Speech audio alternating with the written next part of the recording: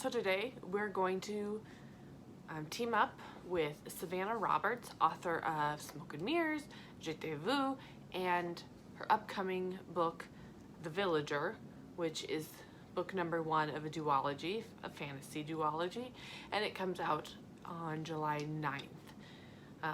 I've had the opportunity to read all of those books so far. I got an arc of The Villager, and it is amazing, so make sure you watch my blog because I will be posting a review for a blog tour that Savanna is doing for the book release.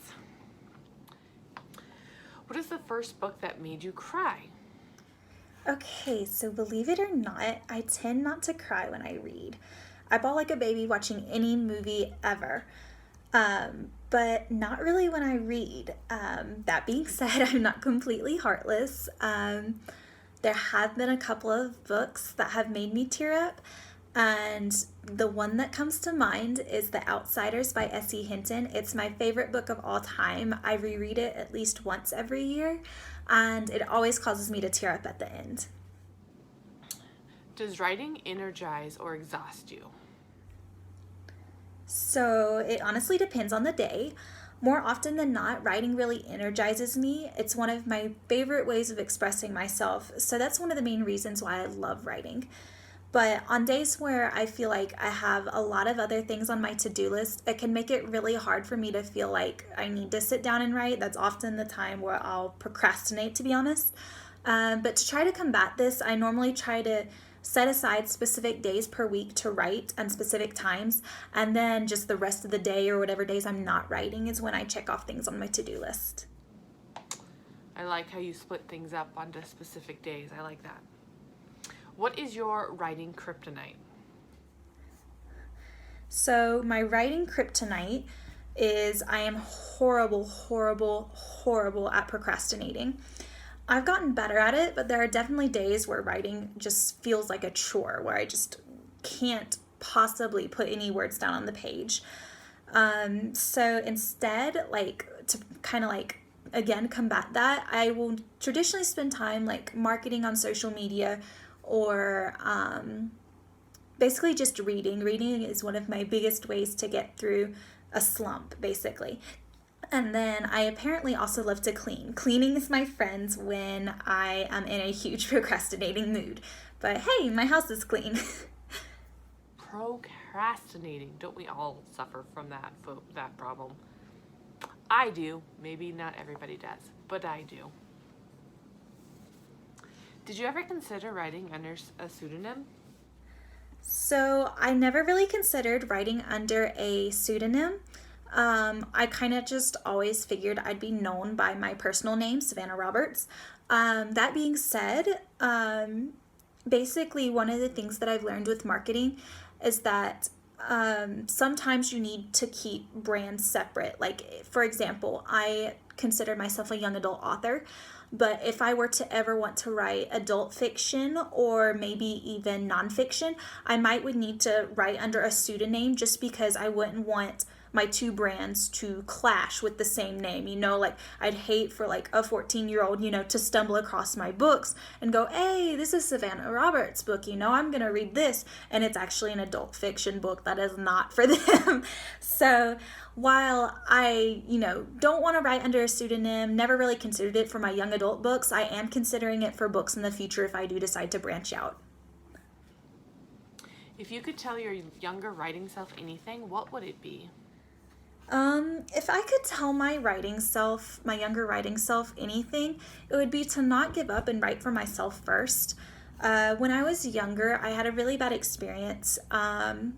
Basically I was in a critique group of a lot of older writers. Everyone was at least a year older than me. Most of them were at least 3 years older than me. And so I was 14 at the time. I'm still discovering my writing style, still discovering, how I wanted to write, what I wanted to put out there. And unfortunately, these older writers ended up making fun of my writing just because I'm younger than them. I didn't have the same writing experience as they did. And so they ended up saying some very tactless things at the time. And that really caused me to enter like just a really bad mental state. I mean, I didn't handle it well in the least, because really what I should have looked at was that they were talking about my writing, but not talking about me personally. So that's how I didn't handle it well enough. But at the time I didn't understand that concept. And so it literally took, I stopped writing for literally 4 to 6 months just because I felt so defeated. I felt like I couldn't turn out anything that would be worthwhile. And so it wasn't until I was going through some old notes from a writing summer camp and found I found a lesson on writing for myself instead of what other people think, because there are always going to be people that don't like your writing, don't like the way you write things. And so it was only when I found those notes that I was really able to pull myself out of my slump. So again, just basically would go back and tell my younger writing self, write for yourself first. Don't pay attention to what anybody else thinks. Great advice. How did publishing your first book change your writing process? Honestly, it didn't change my writing process as much as it changed everything else in my life. When I published Smoke and Mirrors, I had already read a couple books on marketing, and I thought I was ahead of the game. I thought, okay, I've read 2 or 3 little books about marketing. I know my stuff. But what I didn't know at the time was that marketing is constantly changing. We're in a world where new social media things are developed, every single day. And so marketing is a fluctuation of different things that may work for some people, but not for me, and things that work for me that may not work for other people. And so that really changed my perspective on the marketing side of things, at least, and the business side of things, because I knew very little about that. And so since Smoke and Mirrors, I've made it my goal to really study those things at least once a week, just so I can, continue to learn and grow that side of my business. What kind of research do you do, and how long do you spend researching before beginning a book? So research for each book. Honestly, it varies. How much or how little I do depends on the book. For Je t'ai vu, it was very, very easy, to be honest with you, because all of the places that the characters went were places that me and my husband went on our honeymoon to Paris. And so that was really neat, just because I got to pull from my pictures and pull from my experience on that trip. So there was very little research there, just because, we went on our honeymoon and I didn't have to think too hard about all of those places. But with Smoke and Mirrors, there was a lot more that went into it, because I had it set in the real world. It's set in Newburgh, New York. And so what I actually did was I had to pull up city maps from Newburgh. And then I also mapped out on Google Maps, the actual, the walk that they would take on their journey. I planned out everything from their trip from Newburgh to New York City. And that was a lot, to be honest with you. It was a whole lot, but looking back, I feel so proud about it, because every single place that's mentioned specifically in the book, those are all real places. So that's just really, really cool. And then in Villager, since it's a fantasy, I didn't have to do very much research. I did do some research on the food and on what grows in tropical climates, just because I wanted to kind of incorporate both of those things as big deals in my story world. But other than that, there wasn't very much research or anything like that went into Villager. What was an early experience where you learned that language had power? An early experience where I learned that language has power is basically since a very, very, very young age. One of my personal love languages is words of affirmation. And if you don't know about the love languages, you can learn about them in The 5 Love Languages by Dr. Gary Chapman. But basically, since my love language was words of affirmation, it means that I really take to heart the words that people say to me. So if somebody praises me, praises my work, praises what I do, whatever, I feel really good about myself. But if somebody, maybe they're not even mad at me, but they're just mad at a situation and they just snap and I happen to be the closest person that they decide to snap at, that just kills me inside. It like ruins like my self-confidence and everything. And so from a young age, I was able to learn not only how much that affected me, but how much an angry comment or anything or a nice comment would affect somebody else. And so when I started writing seriously, words were something that I really wanted my characters to take into account, like how they speak to each other. And a lot of times you can tell how they feel about each other by the ways they speak to each other and the words that they use. What's your favorite underappreciated novel? My favorite underappreciated novel is Rebel of the Sands by Alwyn Hamilton. Technically, it's a New York Times bestseller, but I'm not really sure like how it has that status, and yet everyone that I've ever talked to and mentioned this book to has never even heard of it. But Alwyn Hamilton is a UK writer, and her Rebel of the Sands trilogy is just so amazing. I really don't know why more people haven't read it, because it's like seriously right up there with like like the big names of our generation, like Leigh Bardugo and Holly Black. Like, I really believe that her story is all the way up there with those guys. So if you haven't read it, please try it out, because it is just phenomenal. I love it so much. I've not read that one yet. I'm going to have to add it to my TBR. During the editing process, do you find that a lot of cuts are made?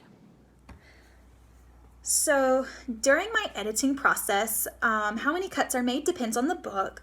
With Smoke and Mirrors, I literally took about over 2 years perfecting it. So there were a lot of things that had to be cut and then added back in. With Je T'ai Vu, I basically didn't have to do very much at all, since it was already like, a novella, so there's a limited word count and space that you can work with there. There wasn't very much for me to add or cut, so there wasn't very much there. With Villager has probably been the one that I've had to cut and add back in the most so far.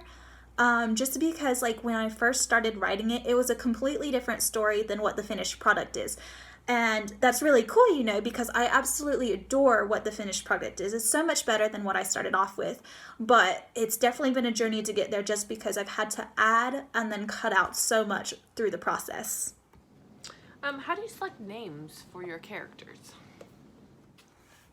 So selecting names of my characters, it really depends on how I'm feeling, basically. I get my inspiration for character names from everywhere. I have the traditional baby name book, basically.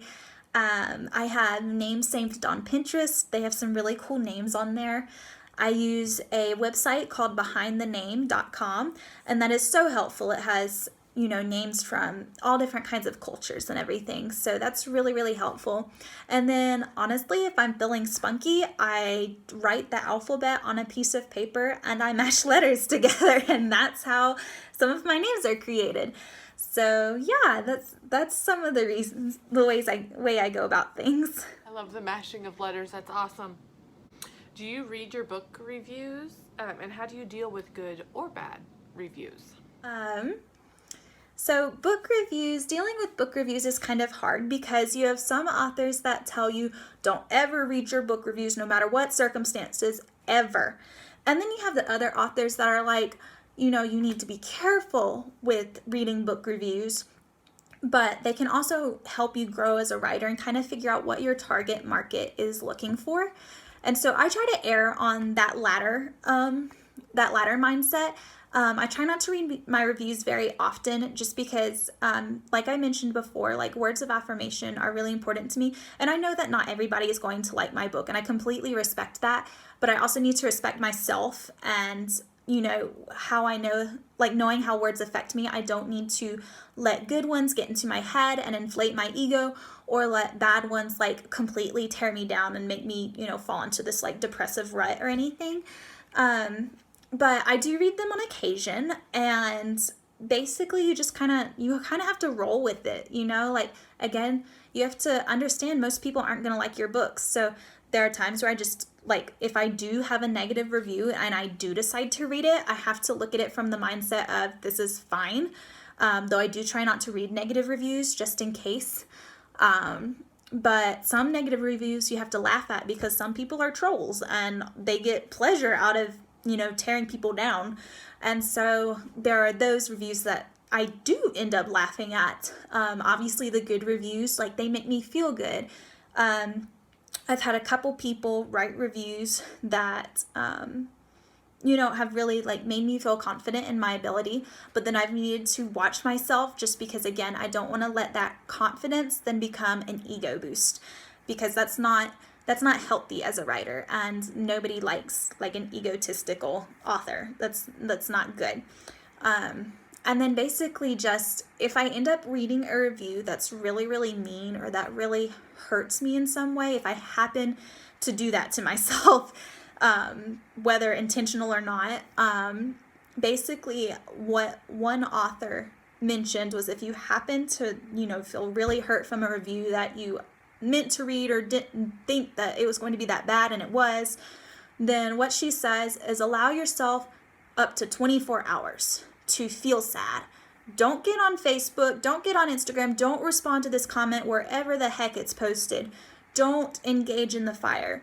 Just back off of social media and allow yourself to feel sad. Throw yourself a pity party, eat ice cream, whatever. But at the end of that 24 hours, ignore it. Move on. They didn't like your book. Get over it.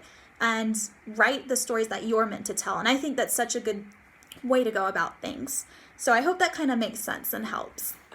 Do you hide any, like, secret inside jokes, anything like that in your books that only, like, your closest friends and family would know about? As far as secrets go in my novels, I don't really include very many, just because, like, I'm very introverted in real life, and so honestly, like, this whole process of me marketing myself and being on social media has been a journey in and of itself, just because I'm usually very private.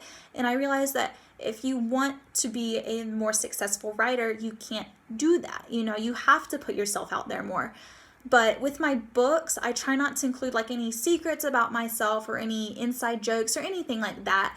The only thing that I can really think of that might be kind of secretive is, like, sometimes my characters will be struggling with the theme that I'm struggling with in real life. But most people wouldn't really know that unless, like, I explained it in detail to them, if that makes sense. What was your hardest scene to write? So my hardest scenes to write, that's really, really hard, because I feel like I have multiple, like, it's so hard to write a book, and especially when you fall in love with characters, it's hard to end a book. And I guess drawing from that was my hardest scene to write in Smoke and Mirrors, because I'd worked on this book for over 3 years, basically, and to finally write the words "the end," like, that was just so hard. And I remember feeling so relieved, but at the same time I felt so upset about it, to be honest. I felt really sad because I'd been with these characters for so long. I didn't want them to just go away, And so that was probably the hardest scene for me to write in Smoke and Mirrors. In Villager, it was really hard for me to write Viviana's mom's betrayal, because I'm really close with my mom in real life. And so putting myself in Viviana's shoes to kind of, like, experience the emotions to write that scene, it was just absolutely devastating for me. It shocked me, really, because I'm sure that, like, there's so many more emotions than what I probably put down from people that experience that in real life, and I couldn't imagine it. It was horrible to write. So that was probably my least favorite scene to write in Villager. What's the most difficult part of your artistic process? I'm starting to love it more. I'm getting more into a routine now that I have more books out and I know what works for me. But there are still, like, at the end of every, like, right before I publish a book, basically, like, I've reached that point where I'm like, I am so done with editing. So I have a routine, which is good, but there are definitely some days where I hate editing more than anything. Another thing that I struggle with, really, is writing series. I personally love reading standalones. I'm so busy that sometimes a quick standalone is the best option for me when I read. And because of that, I tend to write or come up with story ideas that are more standalone-ish. But most authors can't really make a living only writing standalones. And so for me, I really had to challenge myself to think in terms of a long-term series, you know? So that's been a big challenge for me recently. Okay, and we're going to end it right here. That's part 1. So make sure you guys are subscribed to this channel. Give it a big thumbs up, subscribe, alert. That way, when I come back with part 2 of my interview with Savanna Roberts, you can catch that interview with her too. Because, trust me, you're going to want to find out what she has to say. She's just full of good advice, good words. She's sweet. She writes amazingly. So stay tuned. Give it a big thumbs up. So thanks for watching. Bye.